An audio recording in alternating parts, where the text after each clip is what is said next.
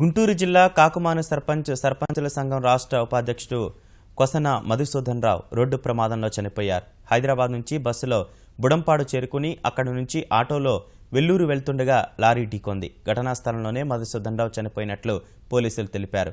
మృతదేహాన్ని పోస్టుమార్టం నిమిత్తం గుంటూరు ప్రభుత్వ ఆసుపత్రికి తరలించారు. ఆసుపత్రి వద్ద ఆయన భౌతికాయాన్ని తెదేపా జిల్లా అధ్యక్షుడు వినుకొండ ఎమ్మెల్యే ఆంజనేయులు, జిల్లా పరిషత్ ఉపాధ్యక్షుడు పూర్ణచంద్రరావు సందర్శించారు. పూలమాలలతో నివాళులర్పించారు. ప్రజలకు కొసన చేసిన సేవలను నేతలు కొనియాడారు. ప్రత్యేక నాయకుడిగా తెలుగుదేశం పార్టీకి అభివృద్ధికి ఎంతో కృషి చేసినటువంటి మధుసూదన్ రావు ఈరోజు మృతి చెందడం చాలా బాధాకరం. ఇది తెలుగుదేశం పార్టీకి చాలా తీరని లోటు. అలాగే వారి ఆత్మకి శాంతి చేకూరాలని చెప్పేసి కోరుతున్నాం. భగవంతుడు వారి కుటుంబ సభ్యులందరికీ మనోస్థైర్యాన్ని ఇవ్వాలని, అలాగే ఈరోజు వారందరూ కూడా కుటుంబ సభ్యులు, తెలుగుదేశం పార్టీ కార్యకర్తలందరూ కూడా చాలా శోక సముద్రంలో మురుగున్నారు.